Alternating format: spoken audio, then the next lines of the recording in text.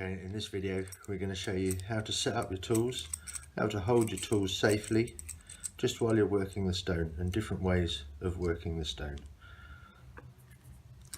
So your vise, this bottom screw will hold it onto the table, and this top jaw here is for holding the stone. So let's set that up. Just unwind it so you've got a good thickness, and then tighten it on the table and make sure it's really secure. Now I'm using a really small table today. Use a sturdy table somewhere and put a piece of cloth down underneath the vise here to catch the dust that falls when you're cutting the stone here. So first we've got the stone, Rajasthani soapstone. It's quite thick. If you're going to start and it's your first time, try and pick a thinnest piece. You will have eight or nine pieces in a set, so you've got plenty of stone. You can always thin them down. I'll show you how to do that in a minute. So let's just run through some of the things we've got here. We've got a strip of leather which we use for holding the stone. So the process would be, we'd draw our design on the stone with a pencil.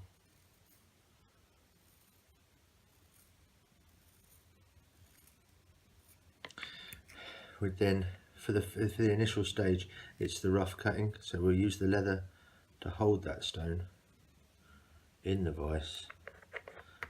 The leather will just help the vise grip the stone like so. Give it a good pinch and it's nice and sturdy. Now here you can see the design. It's probably not very clear, but and we want to remove large amounts of stone. We'd be using the hacksaw.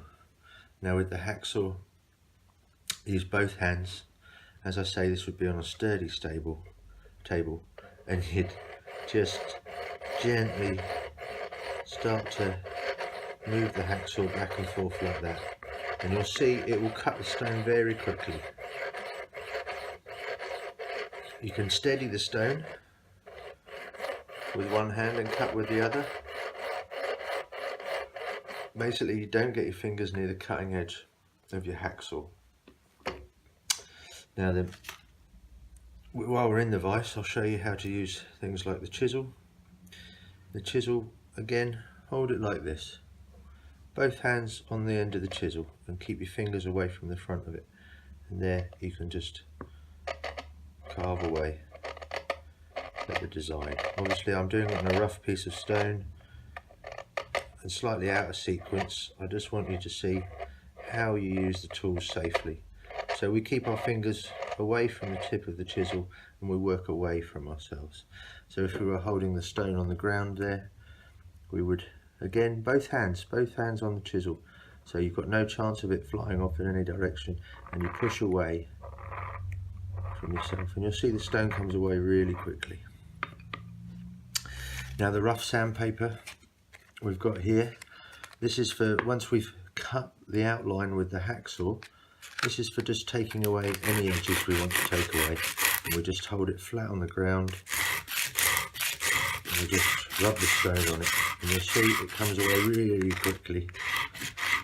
And this way you can really refine your overall shape of your pendant very quickly, very simply. You just keep going. Just remember it's stone, so it takes a little bit of time, and we're slowly curving that outside edge. The finer sandpaper we'll be using later on, and this is just to smooth out your design. So when you've got a design carved on a pendant, we're just polishing the surface. Once we've got our design roughed out, we'll be using files. Again, with the files, we just use both hands on the tool, so we keep this hand on the top and we push with the other hand, and we're just going over the surface of the stone. Again, it'll come away quite quickly. With the flat one, with the pointed one, we can really use it once we've got a design on there. We can really use it to get into some of the designs and refine it with the point. and we can also use it to round the shape. But you can see I've got both hands on the tool, just working slowly but surely. It's better to try and take a little bit with a lot of passes rather than a lot of stone with one pass. So you just gently keep going and it will slowly smooth out. If you are using it on the table, then hold the pendant firmly down on the leather mat, firmly down. Whatever you're doing, just keep the pressure down on it there and work away from your fingers, like so. Now the wax is self-explanatory. The leather, we'll work through that at the end of one of the pendant making videos. You've got some spare blades there, and the only other thing really is to make a hole in the stone. We'll be using the point of the half round file, and we just place it on the stone, and we use it a bit like a drill, and we just keep going. It doesn't look like much is happening now, but it slowly but surely makes a hole in the stone. It takes a little bit of time, but it's a much better way of doing it. Far more delicate than using a drill. A drill's much quicker, obviously. You can see we've started to make a hole there. But the vibrations on a really delicate pendant might mean you break it. This way there's no vibration. Just takes a little bit of time, but you've got no chance of breaking it.